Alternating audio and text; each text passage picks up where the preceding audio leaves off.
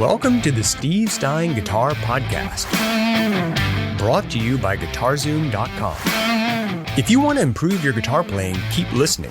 If you want to improve even faster, go to GuitarZoom.com, where you'll find all of Steve's premium courses, masterclasses, and memberships that'll help you quickly and easily improve your playing. Now here's your host, Steve Stine. Hey, Steve here, and today what I want to do is talk to you a little bit about the importance of understanding appropriate melody. And by that I mean oftentimes when people go to solo, they use their analysis to figure out what key they're in and what scale is appropriate, and all of that is important, no doubt about it. But oftentimes when we do that, we wind up just putting ourselves in a situation where, again, we've got the right answer, but we're not really making music with that answer. Let me show you what I mean. So in this particular chord progression, what I've got is a D chord, and an A chord, and a B minor chord, and a G chord.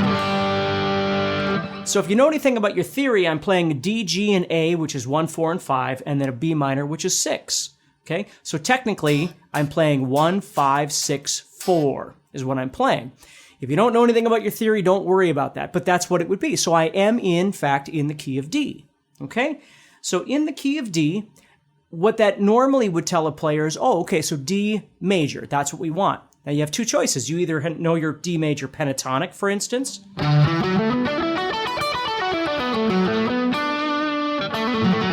right? Or you might know D major diatonic, wherever on the fretboard again.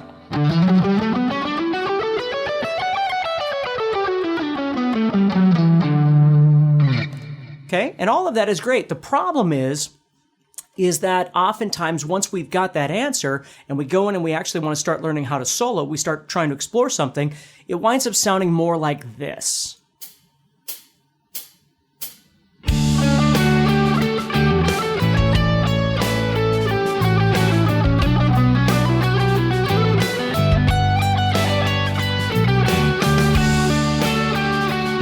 Okay? And again, I'm not making light of it, I'm just being honest. Right? We wind up meandering through the D major shape, but we're really not making much of a connection musically. Okay? And the same thing can certainly happen with pentatonic. I might have the pentatonic scale here doing something like this.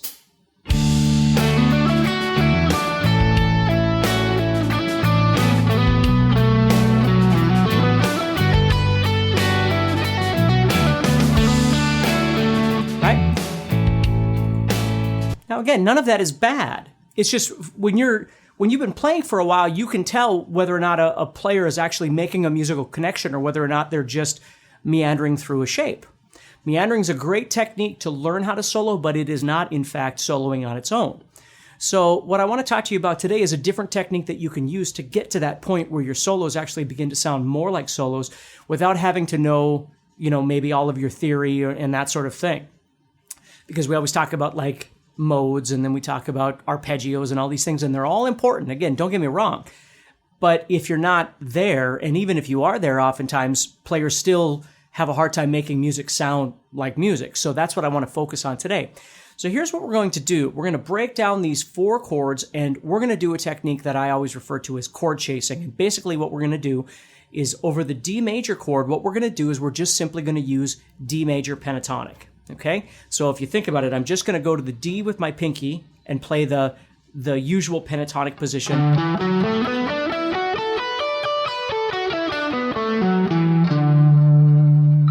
Okay, so that's what I'm going to use over the D.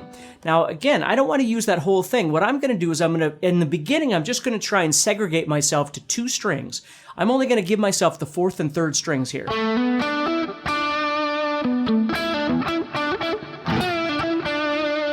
And I'll tell you why in just a minute. And then when the A major chord comes up, I'm going to move that exact same thing down, so my pinky is now on A, and I'm going to play A major pentatonic. But again, I'm going to separate all the other notes out, and I'm just going to use the 4th and 3rd strings. Okay? Now, you might know a different position or something like that, and it's perfectly fine. I mean, you might have to kind of readjust this to make sense in wherever you are. My point is that what I want you to think about a little bit is slowing down your playing, slowing down your thought process, slowing down your breathing. because in this particular situation, you don't get a lot of time on all these chords. The chords move fairly quickly, so you can't just, well, I shouldn't say you can't, but you shouldn't always just try and play as fast and as many notes as you can in there. And I'm not making fun of playing fast. Playing fast is a wonderful, powerful tool to have at your disposal, but you've got to use it in the right places, okay? In this particular song, I'll show you where you might be able to do some things like that, but right now that isn't our focus, okay? So now the B minor chord comes up. So what I'm going to do is head back up to the 7th fret of the 6th string, which is B. I'm going to play my B minor pentatonic. And again, I'm going to just give myself the 4th and 3rd strings. Now, if you know anything about your scales, you know that B minor and D major are actually the same scale. Right? They're the same key, they're the same scale, they share all the same notes. So what I did for D major is the same thing I'm doing for B minor. The difference, of course, is that the D major is probably going to try and kind of target that D note, among others, but certainly the D, where the B minor is going to try and target that B a little bit more. Okay? And then we move down to A, of course. Again, trying to target that A, and I'm only giving myself the 4th and 3rd strings at this point. So D major, I'm coming up here, and I'm going to use these. A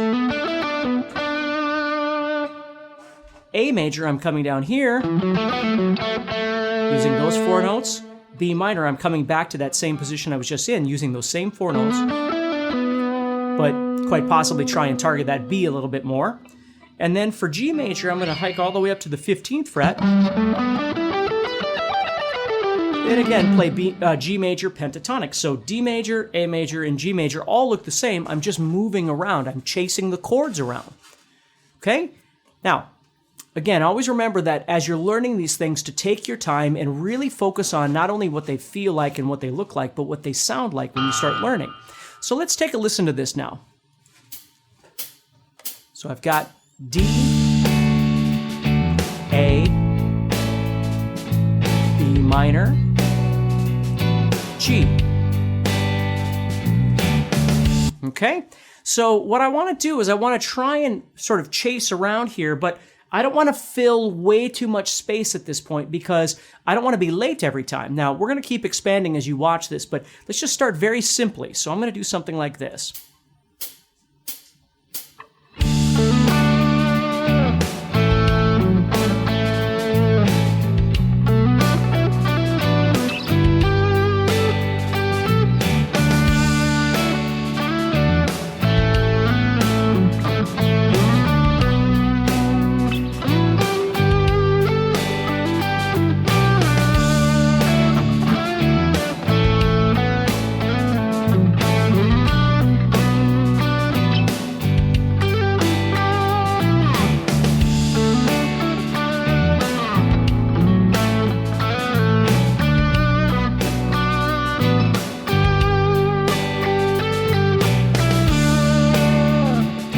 Okay? Now, it is going to sound a little bit choppy because I'm jumping around the fretboard, and that's okay. It's a great place to start just trying to make some sort of connection to the chords. So over the D, you see I'm kind of targeting on that note D over the A, targeting the A over B minor, going to the B, and over the G, heading over to that G. So again, the logical brain says, oh, okay, so you've got a root that you're emphasizing. What about the 3rd and what about the 5th? And yes, all of that is functional and all of that's okay. But you don't want your solos to sound like...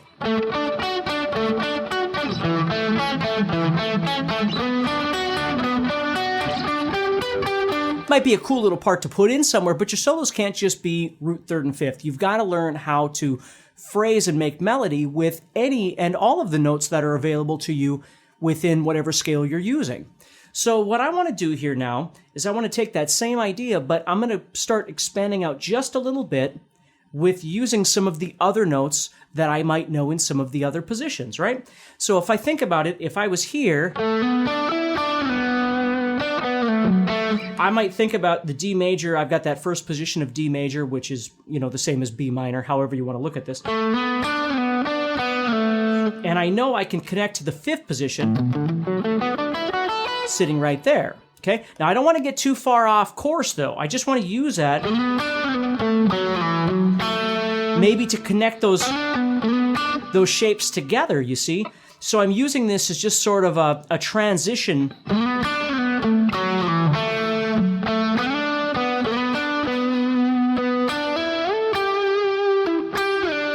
And of course, I could build another one here as well. But again, I don't want you to think that that's the goal, is to try and just add more and more and more, because again, then you wind up in the same place you were before. The trick is just thinking if it sounds too broad moving from here down to here, we could fill in the space with something else. And that's where, for me, slides come in. I really love that kind of thing. So if I was going like this, and I'm just using this one fill position here. If you're enjoying this episode and you'd like to support the podcast, go to GuitarZoom.com and consider becoming a premium member. There are 3 memberships to choose from. VIP, which gives you instant access to a library of short but powerful courses, as well as new bite-sized lessons each month. There's also Play Songs, that gives you step-by-step lessons so you can learn to play your favorite songs fast. And finally, there's Masterclass, university-level training on everything from soloing to music theory, from blues to home recording. For more info about these memberships and all the premium courses available to you, go to GuitarZoom.com. Now back to the podcast.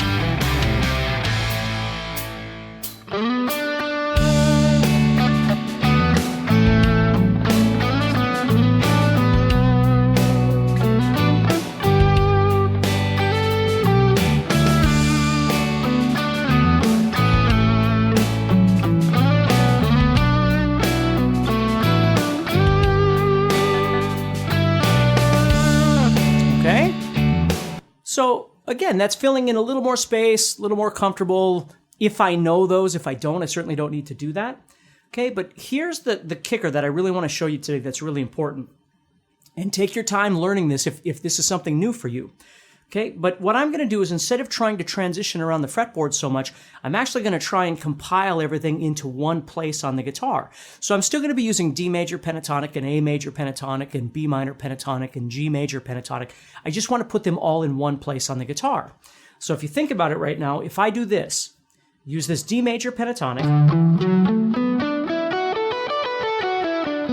and what I'm really going to try and focus on here is the top 4 strings, just to get us started. So D major, I've got a D sitting right here, right? So I'm just using part of this pentatonic here, right? So I'm going to use 7-9, 7-9, with 7 being my root right there. And then, of course, there's a D up there too. So I'm going to kind of visualize that for now. I don't want to forget what that looks like. So 7-9, 7-9, 7-10, 7-10. Now let's go down to A major. And what I'm going to do is start on the A so you can hear what this sounds like. So again, I'm just playing the top 3 strings at this point of this A major. So if we go to that A, and I play this, you'll notice it sounds the same. So I'm taking the A major pentatonic and I'm superimposing it over the top of the D major pentatonic.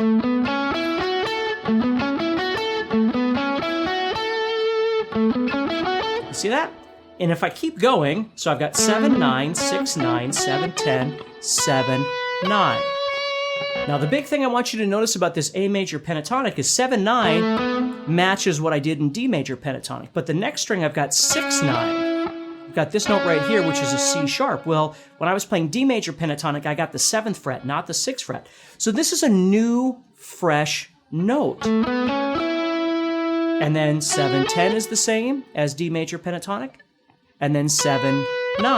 Now that 9 is an octave there, so that's that C sharp again, because in D major pentatonic, we were playing 7 and 10. Now we're playing.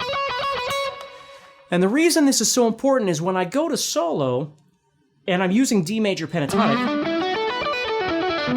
any of those notes are fair game, right? And again, I'm going to try and create a melody. But when the A major comes up, a really great thing for me to do is go to this new, fresh note, this C sharp, because it didn't exist over D. And again, it's not like I couldn't use it over the D, but I'm going to save it. I'm going to save it for the A, so it really kind of makes a punch when you hear that sound.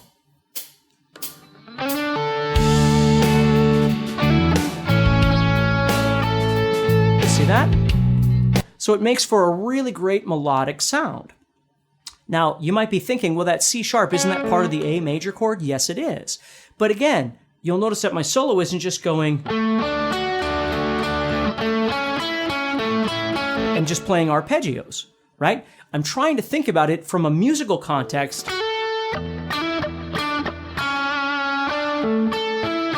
Right? Trying to create something that sounds a bit more melodic. And I can certainly add arpeggios or anything in there, but my solo isn't based off just an arpeggio or, playing up and down a major scale or something like that. I'm really trying to think more about, or even listen more than that. Okay? So B minor comes up. Now, B minor we know is the same as D major, so nothing's going to be different with the B minor. Except, again, my B is there and there. But here's the deal. With the B minor over minor chords, what's really fun for me to do is I give them more of a bluesy feel because it's minor, right? So if B minor comes up, I might throw in my blues note, little blues bend, any of that kind of stuff over the top of that. Just that kind of bluesy sound, which again is going to break up the monotony. D major and B minor are the same notes, but my approach is different.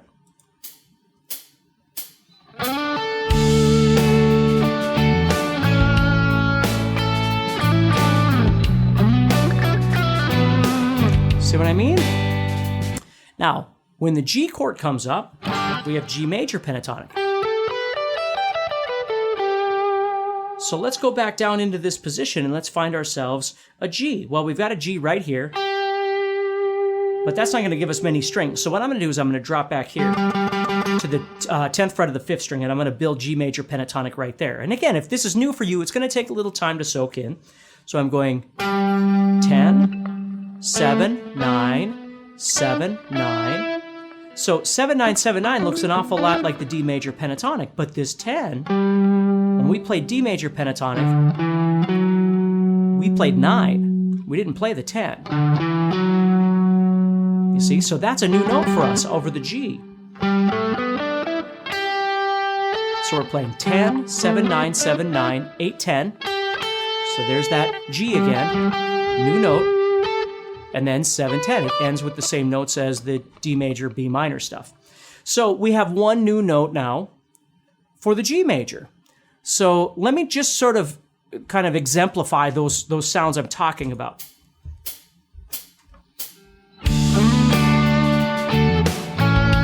Blues.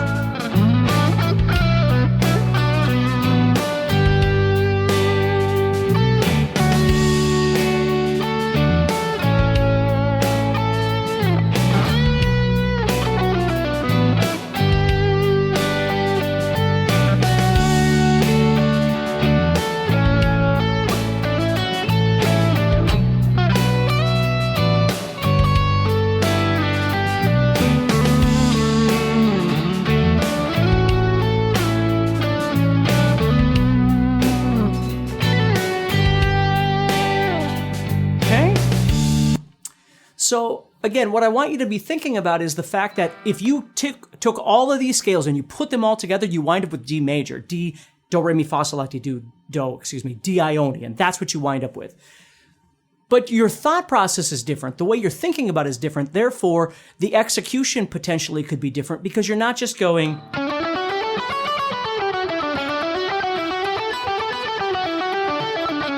And I'm not saying that throwing in some sort of cool lick like that might not work great. It might be awesome. Like you might come off something where you're going...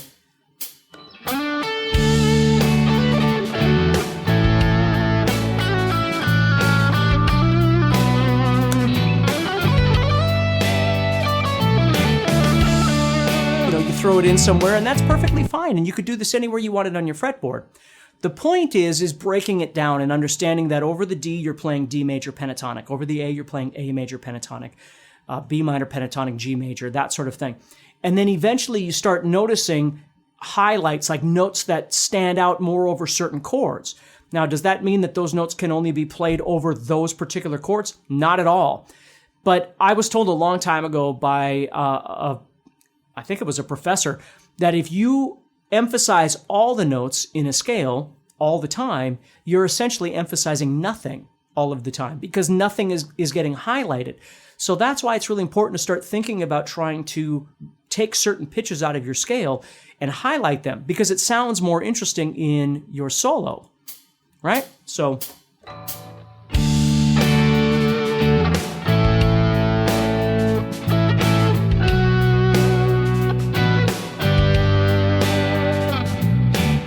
like right there, all I'm doing is I'm taking parts of the chord, right? So D major, playing the top of a D major, and then A comes up, so I'm playing part of an A chord here. B minor, so I'm playing part of a B minor, and then G. Okay, now that might lead me to something else.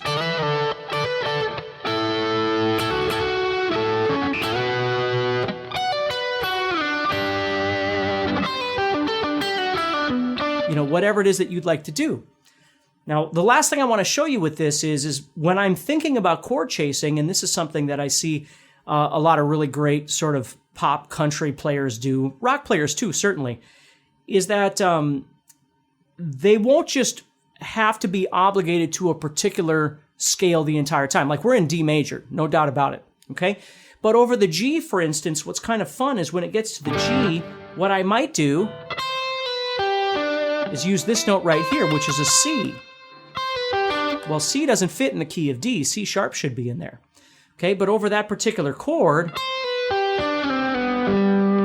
I might try and do something that uses more of that tonality of the C over the G chord, just for that short time, right? So if I'm doing something like this,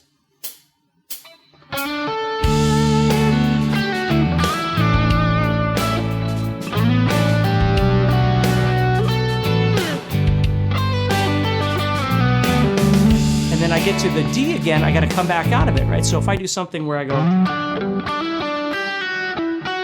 let's start at the D, so I have, and then I got my A, and then B minor,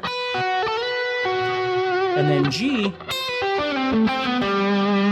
Okay, so I'm coming down here, so that octave.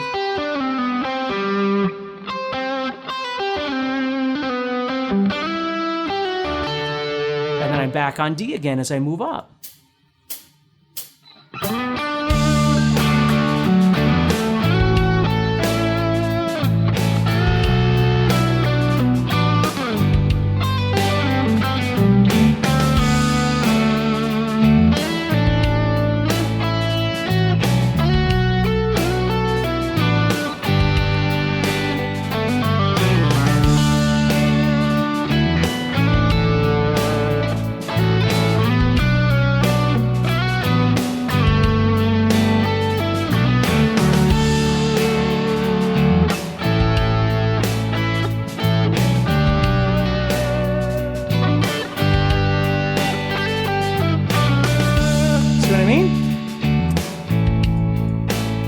So there's just a lot of really great stuff that you can do with this, and that's what I want you to be thinking about a little bit, okay? So enjoy this, practice it hard, and I'll see you in the next video. Next time on the Steve Stine Guitar Podcast, what we're going to be doing is looking at two different chords. We're going to look at E minor, and we're going to look at D major, and we're going to talk about some different ways of approaching being able to play these chords, different styles of chords across the fretboard, and also some different things that you can do to incorporate some simple soloing around those as well. Some different things that I tend to see when I'm playing. So the first thing we're going to do is we're just going to start building this with a dry guitar tone here, just a little bit of distortion. Okay, and what I'm going to do is I'm going to take the E minor, and let's just think, how many different places on the guitar do we know how to play an E minor chord? Well, you probably know the open position. And maybe you know like the 5th string bar chord. Hey, Steve Stine here from GuitarZoom.com, and thank you so much for listening to this podcast. If you enjoyed this episode, can I ask you a favor? Please subscribe, leave a review, and share it with a friend. Your feedback means more to me than you'll ever know. And be sure to check out my YouTube channels where you'll find over 1,000 videos to help you with your guitar playing. Thanks again for listening. Stay positive, keep playing, and keep having fun. If you'd like some help with your guitar playing but you're not sure how to get started, go to GuitarZoom.com and look for the Help Me Choose survey. By answering a few simple questions, you'll get Steve's personal recommendation of the perfect course for you. All this and more is available for you at GuitarZoom.com.